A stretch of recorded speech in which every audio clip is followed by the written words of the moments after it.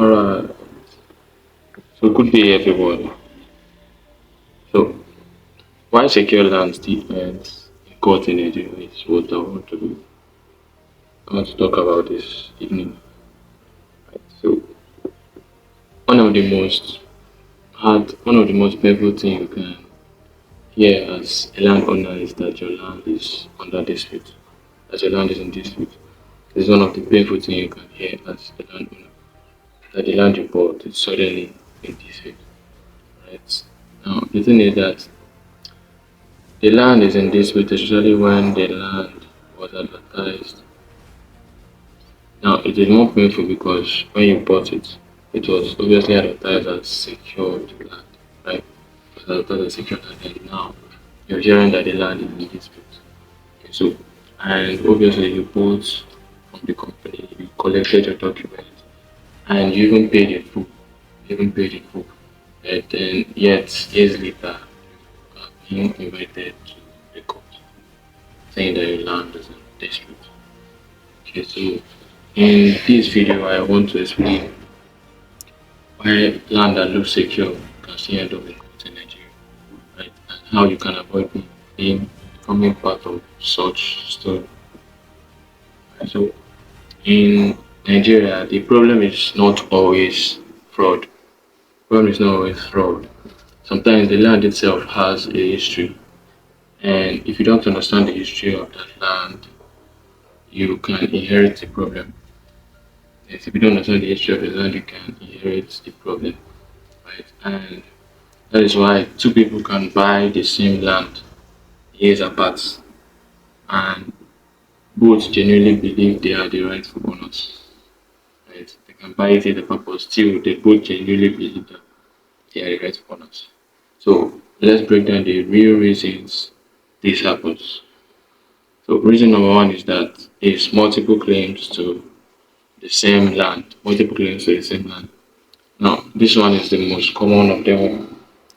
The most common reason why lands end up in court, because you can see we come across situations like family versus family, community versus company, original owner versus new developers. You can come across such cases. Original owner versus new developers, family versus family, community versus the company.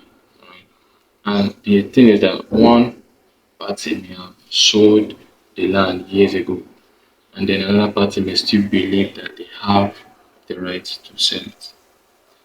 And when development starts, the dispute begins. And you know the interesting part? The interesting part of all this is that both parties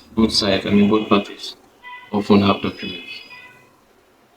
Both parties often have documents. That's to tell you that having documents alone is not enough. Right? Verification matters more. Most times both parties often have documents. So verification matters more. Then reason number two is poor documentation history.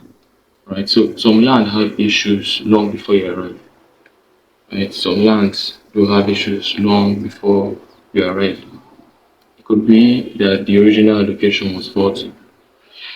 Right? It could be that the land was sold without the full consent of all the family members. And it could also be that the title process was started but never completed. Right? It could be one of those things. But just that these issues may have been existing before you arrive.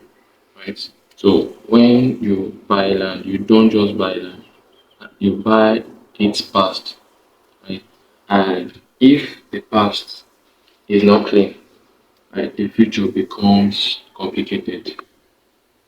If the past is not clean, the future becomes complicated, right? So that's why when you buy land, it's often important to note the history of that land, of the past activities that happened there. Right, so reason number three is incomplete government processes. So this one is where many buyers get confused, because you can hear phrases like excision in process, government approval is coming, right? And also it's only a matter of time. Excision in process, government approval is coming, and it's only a matter of time. You can hear phrases like this, right? But the truth is that excision in process It's not the same as a completed decision. They're not the same. Now, until a land is officially gazetted, it remains vulnerable. When I mean officially gazetted means it has an official proof or document that the land has been released back to the owner, that the owner can now legally sell or build on the land. That land is still vulnerable. Until the land is officially gazetted, it is still vulnerable. Right? So, and again, is that government policies can change, boundaries can shift, and promises don't protect land, documents do. Promises don't protect land, documents do. So, reason number four now is that is bias skipping verification. I'm going to reason number four, which is bias skipping verification. Right? So, this one is actually painful but honest. Now, many buyers trust flyers, they trust words of mouth, they trust urgency and discounts. Yes, they trust these things. They are mainly moved by most of these words of mouth, urgency and discounts. You see, you hear discounts of this percent and you rush and you want to lock in because you feel this is cheap, this is an opportunity for me to enter. Most times you entering may be worse than someone that you don't even take action. Right? It's not about buying, it's about buying what you understand, right? And buying what you know that after buying it, you still have peace of mind. Okay, so most times it's not just by rushing and pressure and all of that. So I believe that they did not take time to verify the survey, the root title, and the seller's authority, right? And then later, when the issue arises, they are shocked. Right? But land dispute don't start suddenly. I believe that most times it reveals what was ignored. It doesn't start suddenly, it reveals what was actually ignored, right? Now, the honest truth is that you may not like is that court cases don't always mean fraud. Court cases don't always mean fraud. Most times they mean negligence. It could be negligence to verification, it could be negligence to documentation, it could be negligence in understanding what you're buying.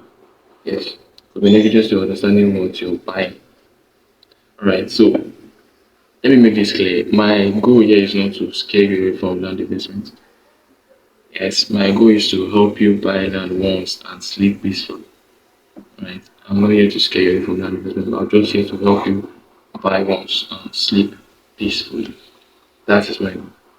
Right? So if you want clarity, not hype, if you want education and not pressure, you have to subscribe to this channel because the best land investment is the one that gives you peace, not court dates. Right? So thank you and see you guys later.